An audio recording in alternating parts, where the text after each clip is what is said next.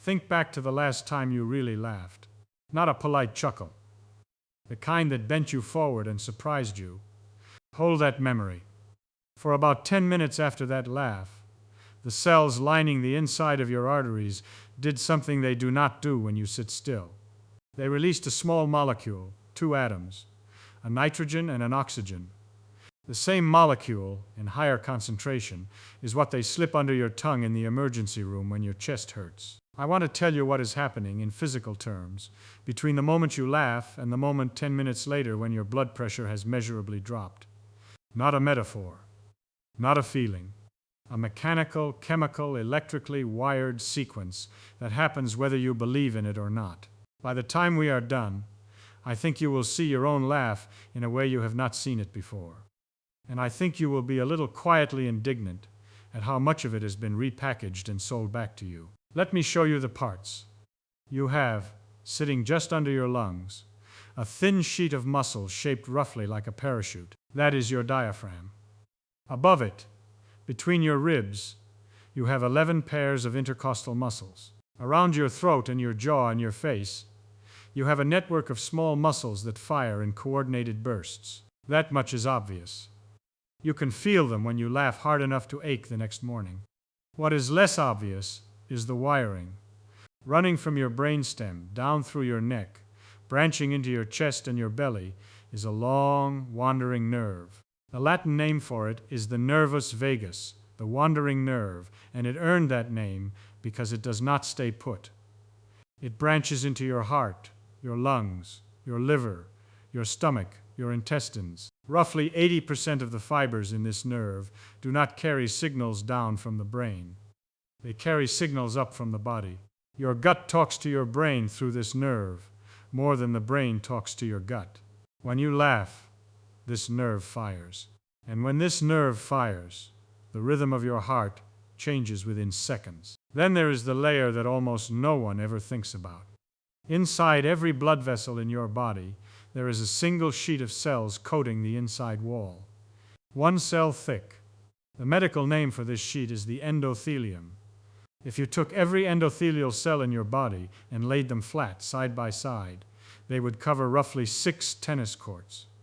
6. From a layer 1 cell thick. This sheet is not a passive lining. It is a chemical factory.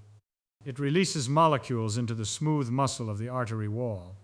It tells your blood vessels when to constrict and when to relax. It is, for our purposes, the organ that decides what your blood pressure will be in the next few seconds. The diaphragm, the wandering nerve, and the endothelium. Those are the 3 structures we are going to follow. A laugh begins in your brain, but the consequences travel through these 3. Let me start with the muscle work, because it is the part you can feel. When you laugh, your diaphragm does not contract smoothly. It contracts in rhythmic bursts at a frequency of about 4 to 5 hertz. That is 4 to 5 contractions per second. Each contraction pushes air out through your vocal cords in a short pulse. That pulse is the sound of the laugh itself. The ha ha ha ha ha ha ha ha is your diaphragm spasming against your trachea in a precisely timed wave. Robert Provine, a behavioral neuroscientist who spent his career at the University of Maryland, Baltimore County, recorded thousands of natural laughs in real conversations. He measured the spacing between the pulses. Most laughs land between 190 and 220 milliseconds per pulse, regardless of who is laughing or what language they speak. He also discovered something I find quietly striking. Roughly 80% of laughs are not produced in response to anything that anyone would call a joke. They are social. They are the brain saying, in audible form, that the situation is safe. That is the first thing to absorb. A laugh is not primarily a response to humor. It is a signal about the safety of the room. Now look at what the muscle work is doing physically. Each diaphragmatic burst forces air out of your lungs at speeds that can reach 100 kilometers per hour. Your abdominal muscles get involved. Your intercostals get involved. Roughly 12 muscle groups fire in synchronized waves for as long as the laugh lasts. By the time a sustained laugh is over, your respiratory rate has briefly tripled, your oxygen intake has spiked, and your venous return, which is the rate at which blood flows back to the heart, has increased. Maciej Buchowski, a researcher at Vanderbilt University, put volunteers in a calorimetry chamber and measured their oxygen consumption while they watched comedy films. He found that 10 to 15 minutes of genuine laughter raised metabolic rate by 10 to 40 calories above baseline. That is not a weight loss program, but it is a measurable shift in whole body energy expenditure produced by nothing but a film. That increase in venous return is not trivial. It stretches the right atrium of your heart. The stretch activates pressure receptors in the atrial wall. Those receptors send a signal up the wandering nerve to the brainstem, and that signal is the doorway to everything that follows. The wandering nerve is the body's main parasympathetic conduit. Parasympathetic, meaning the rest and digest branch of your nervous system. The side that slows the heart, opens the gut, lowers the blood pressure. When the atrial stretch receptors fire during laughter, the wandering nerve responds by increasing what cardiologists call vagal tone. You can measure vagal tone. The measurement is called heart rate variability, often shortened to HRV. It is the variation in time between consecutive heartbeats. A heart that beats at the exact same interval, second after second, is, counterintuitively, an unhealthy heart. A heart that varies its intervals slightly with each breath, slowing on the exhale and speeding on the inhale, is a heart with strong vagal tone. The variability is the signature of a nervous system that is responsive, flexible, alive. During a sustained laugh, heart rate variability climbs. Within minutes after the laugh ends, it is still elevated. The sinoatrial node, which is the patch of specialized cells in the upper right chamber of your heart that fires the electrical signal each beat, is being modulated by the wandering nerve in real time. Each laugh briefly retunes the rhythm. A team led by Michael Miller, a cardiologist at the University of Maryland School of Medicine, studied this in the early 2000s. He showed that healthy adults watching a comedy film had measurable shifts in vagal indices during and after viewing, compared to the same adults watching a stressful film. The change was not small. It was the kind of shift that, sustained across years, would correspond to meaningful differences in cardiovascular outcomes. But the vagal effect is not the headline finding from the Miller Laboratory. The headline finding came next, and it is the next link in the chain. Here is what most cardiology textbooks did not teach until very recently. The vagal activation that follows a laugh is not happening in isolation. It is happening simultaneously with a chemical event one cell layer away, in the wall of every artery the heart is now pumping into. Pick any artery in your body. The brachial, the artery a doctor squeezes when she takes your blood pressure, will do. The lining of that artery, the endothelium, contains an enzyme called endothelial nitric oxide synthase. The shorthand is ENOS. This enzyme takes an amino acid called L-arginine, which is in your bloodstream right now from the protein in your last meal, and cleaves off a small piece. What comes out is the molecule I mentioned at the beginning, a nitrogen and an oxygen. Nitric oxide. That molecule is gaseous. It diffuses out of the endothelial cell through a thin layer of connective tissue and into the smooth muscle that wraps the artery. There it activates a second enzyme called soluble guanylate cyclase. That enzyme produces another molecule, cyclic guanosine monophosphate, called cyclic GMP, which causes the smooth muscle to relax. The artery widens. Blood flows more easily. Pressure drops. This is not a small system. It is the central control mechanism for your moment-to-moment cardiovascular state.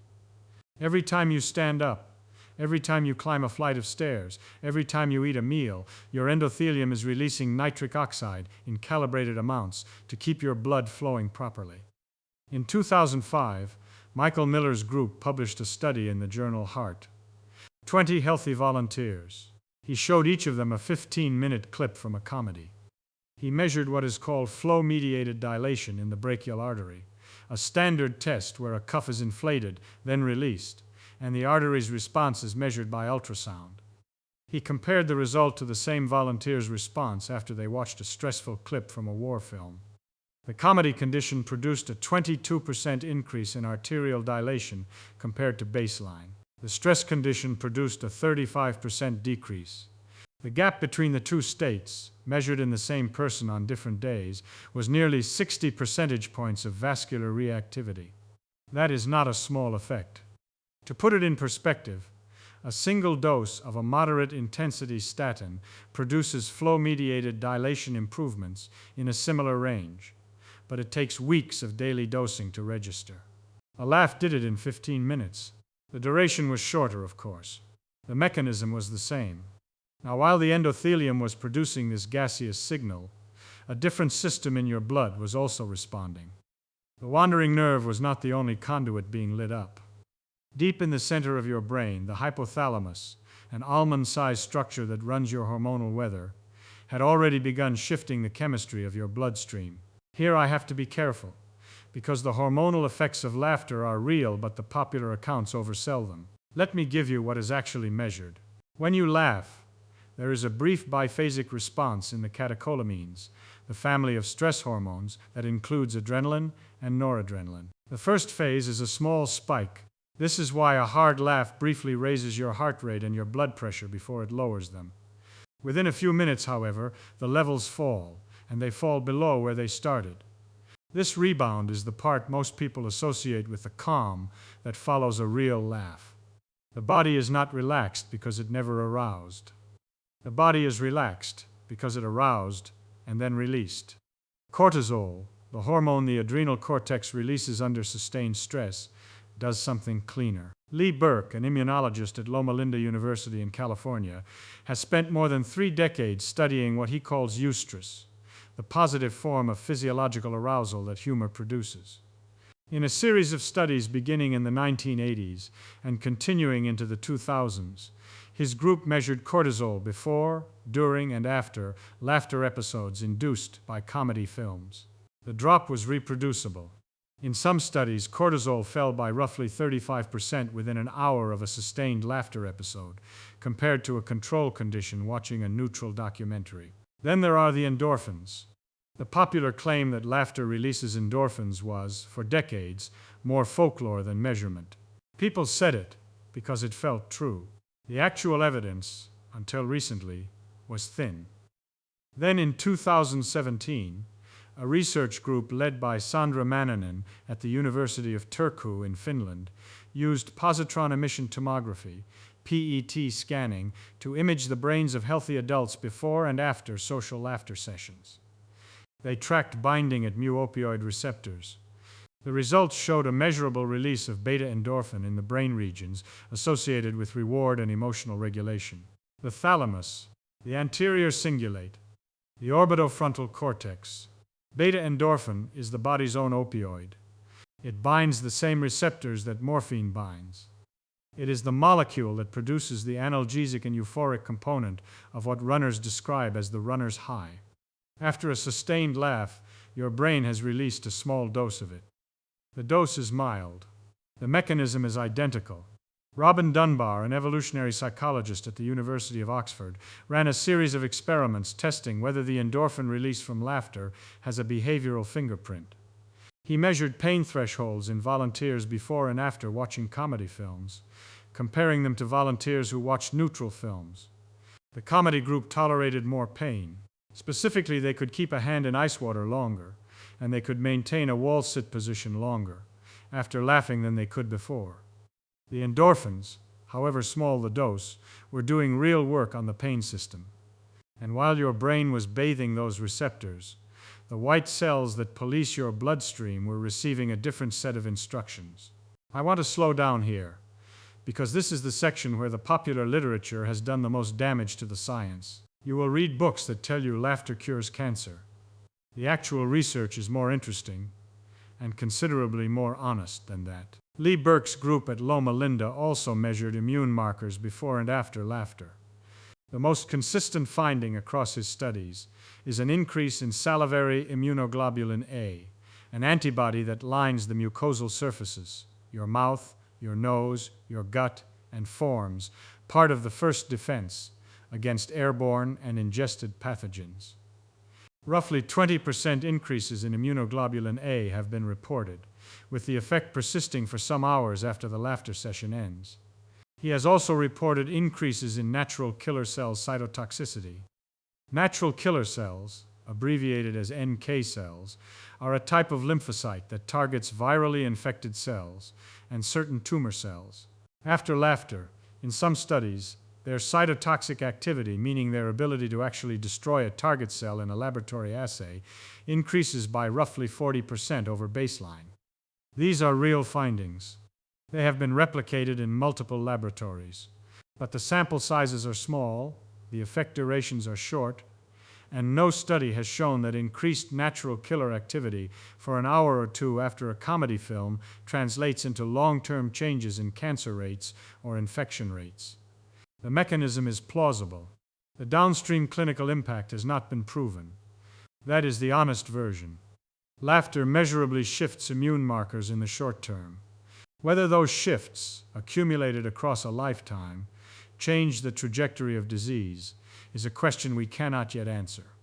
Let me pause now and tell you plainly how confident I am in each of the mechanisms I have just described. Because if I do not, you will walk away thinking I have made a stronger case than the data supports, and I will not have served you. Think of the evidence the way you would think of the structure of a bridge. There are load-bearing pillars. There are reinforcing struts. There are scaffolding pieces that have not yet been welded into place. They are not the same. The diaphragmatic mechanics, the vagal activation, and the cortisol drop are the load-bearing pillars. They have been replicated in dozens of laboratories on 3 continents. The instruments used to measure them, electrocardiograms, salivary cortisol assays, respiratory pneumographs, are mature and well calibrated. If you laugh today, those 3 things happened in your body. I would stake my reputation on it. The endothelial finding from the Miller Group is a strong reinforcing strut. It rests primarily on one well-designed trial and a handful of follow-ups. The mechanism is physiologically consistent with everything we know about endothelial function and the nitric oxide pathway.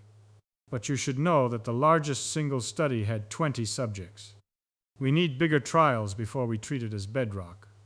The endorphin release from the Mannanen study is, in my view, well supported because PET imaging is a direct molecular measurement, not an indirect inference. You see the binding. You see the displacement of the radiotracer. The number of subjects was small, but the method was rigorous. Call this a sturdy strut, not yet a pillar. The immune effects are scaffolding. The short-term changes are real. The long-term clinical implications remain inference. If anyone tells you that laughter prevents cancer, they have not read the literature carefully, and you should be a little suspicious of whatever they are selling next. That is the gradient.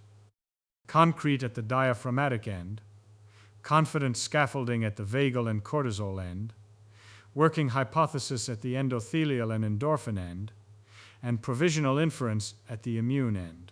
I am giving you the full structure so you can stand on the parts that hold and not pretend the parts that wobble do not. Now I want to come back to the molecule I introduced at the very beginning. Nitric oxide. 2 atoms. Released by your endothelium when you laugh. In 1979, Robert Furchtgott, working at the State University of New York, discovered that the relaxation of blood vessels in a laboratory dish depended on a substance secreted by the endothelium. He called it endothelium-derived relaxing factor because he did not yet know what the substance actually was. For 7 years, no one knew. Then in 1986, Salvador Moncada in London and Luis Ignarro in California independently identified it as nitric oxide, the same gas that comes out of car exhaust pipes. Furchtgott, Ignarro, and Farid Murad shared the Nobel Prize in Physiology or Medicine in 1998 for that work. That discovery transformed cardiovascular medicine. Here is how.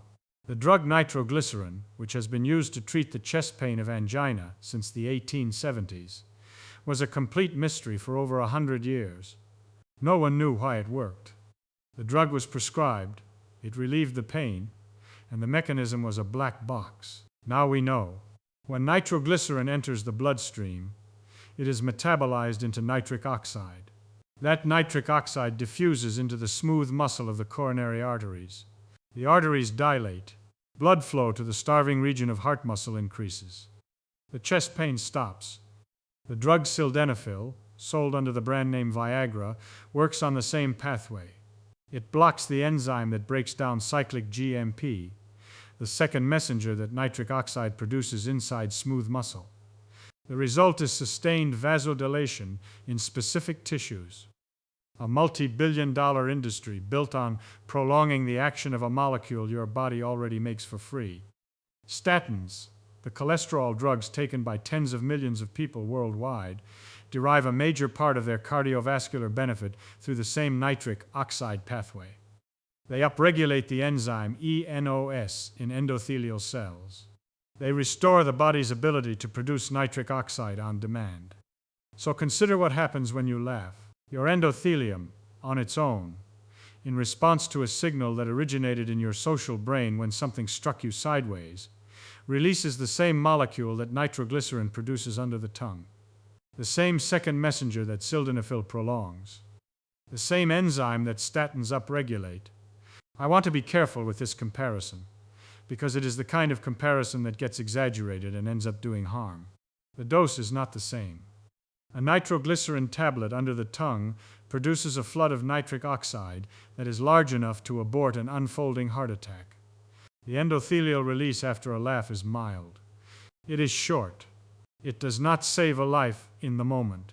If you have crushing chest pain, you do not need a comedy film. You need an ambulance, and you need it fast. But the molecular pathway is identical. The chain of cause and effect inside the artery wall is the same chain. And the laughter version is something your body produces for free in response to the right kind of input, several times a day on a good day. There is one more piece I want to add before I close, because it is the reason I think any of this matters now in a way it did not matter when nitric oxide was first identified in the 1980s. The endothelium is one of the first systems in the body that loses function with age. By the time a person is in their 60s, the average flow-mediated dilation response has dropped substantially compared to a person in their 20s.